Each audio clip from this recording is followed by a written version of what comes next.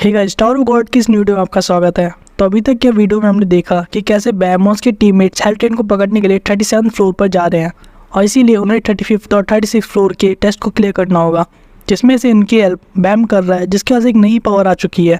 अपने थ्रोन की पावर को यूज़ किए बिना ही बहुत सारी पावर्स को यूज़ कर पा रहा है, लेकिन साथ ही वो बहुत जल्दी बीमार पड़ रहा है और बहुत जल्दी बेहोश हो जाता है। तो इसी के साथ स्टार्ट करते हैं हॉकी नाग के सेकेंड वीडियो को।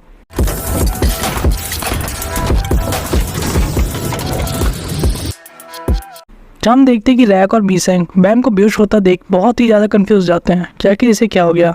वहीं कून आने वाले मैच के लिए अपने अपोनेंट की सारी इन्फॉर्मेशन को निकाल रहा होता है।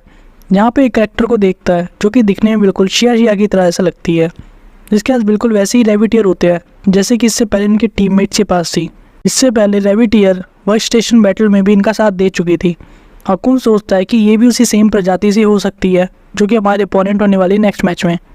और उसे ये भी याद आता है कि कैसे रेविटियर ने बताया था कि उनकी स्पीसीज सिर्फ एक चीज़ के लिए काम करती है और वो है पैसा। कून और भी ज़्यादा इन्फॉर्मेशन इसके बारे में गैदर करता। इससे पहले ही रैक पीछे से दरवाज़ा तोड़ते हुए आता है और कहता है इमरजेंसी, और रैक कून को बताता है कि ब्लैक टर्टल वापस बेहोश हो गया। इसी के साथ कून इसके बाद वापस आता है और देखता है कि कैसे बैम वापस बैट पे बेहोश पड़ा है। बाकी उसे पूछता है कि क्या इसकी हालत पहले से भी ज़्यादा ख़राब हो गई है। ये सुनकर रैक कहता है कि हम तो डिनर के लिए जा रहे थे और तभी बेहोश हो गया। वही आर कैरेक्टर कहता है कि जिस तरह से गिरा है मुझे लगता है कि नेक्स्ट मैच के लिए रेडी नहीं है और हमें अगले टेस्ट को पोस्टपोन कर देना चाहिए। लेकिन बैम तभी उड़ जाता है और कहता है कि नहीं, चाहे कुछ भी हो मैं टेस्ट में पार्ट जरूर लूँगा, क्योंकि अगर हमने टेस्ट जल्दी नहीं दिया तो हम कभी भी रिचल को स्ट्रेन पे नहीं पकड़ पाएंगे।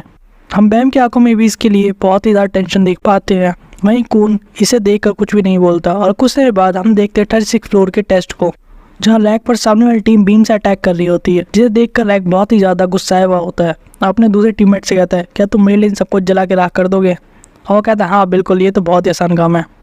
वहीं कून लाइट हाउस से सबके ऊपर नज़र रख रहा होता है और मीसेंग उनके स्पेयर बियर के बारे में पता लगा लेती है। वहीं बैम के सामने दूसरी वाली टीम की फिशरमैन जो कि उनके मेन वॉरियर होता है वो बैम के सामने आ जाती है, जहाँ बैम उसकी रेबिटियर को भी नोटिस कर लेता है और उससे पूछता है क्या तुम भी शिया की बहन हो। लेकिन ये रेगुलर बिल्कुल भी बैम को हल्के में नहीं लेने वाली थी और उसे कहती है कि चाहे कुछ हो जाए मैं टेस्ट को फेल नहीं कर सकती। मेरी अपनी प्रजाति की खातिर मुझे चाहे कुछ भी हो जाए इस टेस्ट को पास करना ही होगा और रैंकर बनना होगा ताकि मैं अमीर बन सकूं, चाहे इसके लिए मुझे तुम्हें मारना ही क्यों ना पड़े। मैं कुछ भी करके नेक्स्ट फ्लोर पे जरूर जाऊँगी। और इसी के साथ वो बैम पे एक जोरदार अटैक कर देती है, जिसे बचते हुए बैम काफ़ी दूर जाके खड़ा होता है। बैम उसे डॉज करते हुए ये भी सोचता है कि मैं कुछ भी फील नहीं कर पा रहा हूँ, मेरे लिए काफ़ी मुश्किल हो रहा है, लेकिन फिर भी मैं यहाँ रुक नहीं सकता क्योंकि मुझे रिचल को पकड़ना ही होगा हेल्ट्रेन पे। और इसी के साथ बैम उस फीलिंग को वापस से याद करता है जो कि ट्रेन पे आई थी जो वो थ्रोन का यूज़ कर रहा था, और इसी के साथ ये कैरेक्टर उस पर वापस से हमला कर देती है। लेकिन हम देख पाते हैं कि बैम को वापस से सब चीज़ें फील होती हैं और ठीक वैसे ही साउंड आता है जो उसे कहता है कि तुम सब कुछ देख पाओगे बहुत ही स्लो मोशन में। हम देखते हैं बैम कितने आराम से उस सारे अटैक्स को देख पाता है जैसे वो बहुत ही ज़्यादा धीरे तरीके से हो रहे हो, और उसे बहुत ही आराम से डॉज कर जाता है पीछे हटके। वही उसके अपोनेंट से कहती है क्या तुम मरना चाहते हो, जल्दी से अपना वेपन निकालो और मुझसे फाइट करो, क्या तुम सिर्फ डॉज करते रहोगे।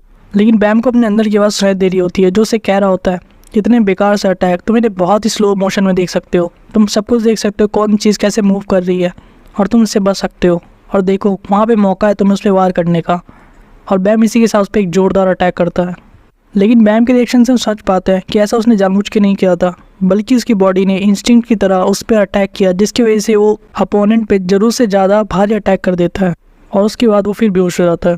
और उसके बाद हम बैम के टीममेट्स को देखते हैं जहाँ बैम बैट पे बेहोश पड़ा होता है और उसके सारे टीममेट्स काफ़ी ज़्यादा टेंशन में होते हैं क्योंकि बैम वापस से बेहोश हो गया और ये बहुत ही ज़्यादा बार हो रहा है। हमारे कैरेक्टर को ये कहते हुए सुनते हैं कि कैसे बैम अपने आप को ज़रूरत से ज़्यादा पुश कर रहा है और इसी वजह से उसकी बॉडी पे काफ़ी ज़्यादा जोर पड़ रहा है और वो इसीलिए बार बार बेहोश हो रहा है। वहीं रैक कहता है कि ऐसा इसलिए हो रहा है क्योंकि तुम सब टर्टल बहुत ज़्यादा यूजलेस हो और सारा काम बैम को अकेले करना पड़ता है।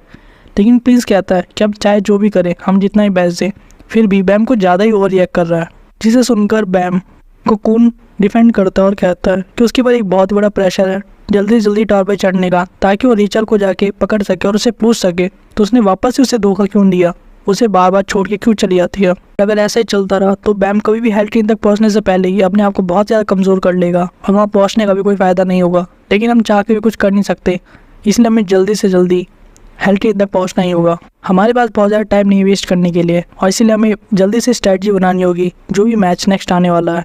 लेकिन आर कैरेक्टर कहता है हम चाहे जो भी कर ले, कितनी भी जल्दी कर ले, हम ट्रेन से पहले 37 फ्लोर पे नहीं पहुंच पाएंगे। लेकिन कून कहता है कि मेरे पास एक प्लान है और उसके बारे में तुम सभी को पता लग जाएगा जब एक बार हम स्टेशन पहुंच जाएं। बस ये मानो कि किसी भी तरह हाकिन जिंदा ना हो जाए वापस हेल्ट्रेन में हमारे पहुंचने से पहले। और इसी के साथ पीछे से हमें एक आवाज़ सुनाई देती है जो कह रहा होता है कि जब भी मैं अपने प्यारे चेले से मिलने आता हूँ हमेशा वो सोया रहता है। और बाय द वे यहाँ पे कुछ नए चेहरे भी हैं इस बार तुम्हारे बीच में। और इसी तरह हम देख पाते हैं जिनसू हा को, जो कि फग में मैम का मास्टर था, जो इन सभी से काफ़ी तगड़े तरीके से पूछता है कि आखिर यहाँ हुआ क्या। प्रिंस उसे पहचान जाता है और कहता है मिस्टर जिनसू हा, आप यहाँ, आपका यहाँ आना कैसे हुआ। जिसके जवाब में जिनसू हा से इतना ही कहता है कि मैं बस यहीं से गुजर रहा था तो मैंने सोचा क्यों ना बैम से मिलते चलूँ। कौन इस नाम को सुनने काफ़ी सरप्राइज हो जाता है, लेकिन उनसे पूछता है इतने बड़े आदमी को यहाँ नहीं क्या जरूरत पड़ गई। ये सुनकर जिनसू हा से इतना पूछता है कि मेरे चेले के साथ आखिर किसने ऐसा किया। वही अब स्टोरी फोकस करती है रेचल और उसकी टीम पर, जो कि हेल्ट्रेन के अंदर होते हैं और एक कमरे के बाहर होते हैं, जिनके पीछे वैंगनान और यॉन उनको देख रहे होते हैं। साथ ही वो देख पाते हैं कि ड्यून उन्हीं के कब्जे में है और वो मन में सोचते हैं कि बस कुछ समय की बात है, हम तुम्हें बचा लेंगे।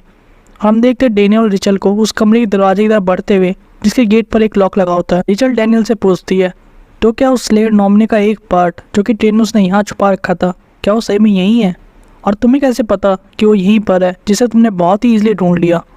लेकिन डेनियल कहता है कि मैं बहुत ही अच्छा बंदा हूँ, तुम उस पर ट्रस्ट कर सकती हो। और ये जो बंदा था ये अपने आप में काफ़ी ज़्यादा तेज़ था, इसलिए अपने आप को इसने एक ही जगह नहीं छुपाया बल्कि बहुत सारी जगह छुपाया है। वो अपने आप में सोल को कंट्रोल कर सकता था और इसीलिए उसने बॉडी के काफ़ी सारे पार्ट किए और अपनी सोल को ट्रेन में अलग अलग जगह पे छुपाया। और अगर मेरे पास उनको ढूंढने का क्लू ना होता तो मैं भी उन्हें बहुत आराम से नहीं ढूंढ पाता। और जो सील मेरी बॉडी पे बना हुआ है एक टैटू की तरह, वो मुझे बता रहा है कि उसका एक पार्ट यहीं पर है। और इसी के साथ हम डैनियल के हाथ पे एक टैटू भी देख पाते हैं जो कि एक तरीके का सील होता है, जो कि उसे हाकिन तक का रास्ता बता रहा होता है।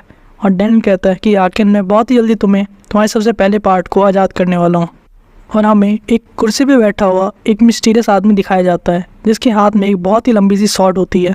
ये कौन है, इसके बारे में हम स्टोरी में आगे जाए। तो अगर आपको जानना है कि कुर्सी पे बैठा ये व्यक्ति कौन है, डैनियल के पास वो सील कहाँ से आई, और इस हाकिन ने अपने अलग अलग पार्ट को ट्रेन में कहाँ छुपाया है, और साथ में वैंगनन और यॉन क्या ड्यून को बचा पाएंगे, ये सब चीज़ों के आंसर जानने के लिए हमारे नेक्स्ट वीडियो का वेट करें।